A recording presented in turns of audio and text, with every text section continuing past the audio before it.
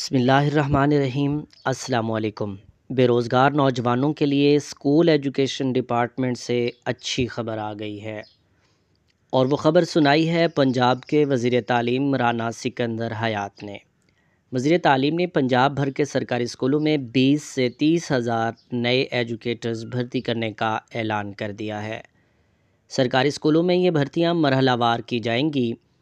پہلے مرحلے میں کتنی بھرتی کی جائے گی، ایڈورٹائزمنٹ کب آئے گی، ٹیسٹ کون سی ایجنسی لے گی، بھرتی نئی پالیسی کے مطابق ہوگی یا پرانی پالیسی لاگو ہوگی، بھرتی کا عمل کتنے عرصے میں مکمل کر لیا جائے گا، یہ سب جاننے سے پہلے چینل کو سبسکرائب کر لیں۔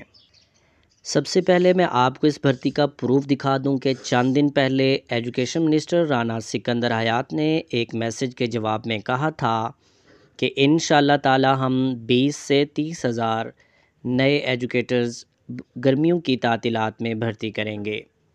اب وزیر تعلیم کی طرف سے اس کی مزید تفصیلات بھی شیئر کر دی گئی ہیں۔ اس میں ان کا کہنا ہے کہ میرے مطابق 20 ہزار کے لگ بھگ نئے ایجوکیٹرز بھرتی کرنے جا رہے ہیں۔ یہ تعداد 25 ہزار بھی ہو سکتی ہے، مگر اس کی بالکل درست تعداد اپروول کے بعد ہی بتا سکوں گا۔ اسی میسج میں انہوں نے یہ بھی بتا دیا ہے کہ جولائی میں اس بھرتی کا آغاز کر دیا جائے گا۔ اس کی مزید تفصیلات جو ذرائع نے کنفرم کی ہیں وہ کچھ اس طرح سے ہیں کہ جون میں بجٹ پیش کیا جائے گا، بجٹ کے بعد ان بھرتیوں کی اپروول حاصل کی جائے گی، جون کے آخر یا جولائی کے آغاز میں اس کی ایڈورٹائزمنٹ شائع کی جائے گی، 15 دن میں اپلائی کرنا ہوگا۔ NTS یعنی نیشنل ٹیسٹنگ سروس ان بھرتیوں کا ٹیسٹ لے گا۔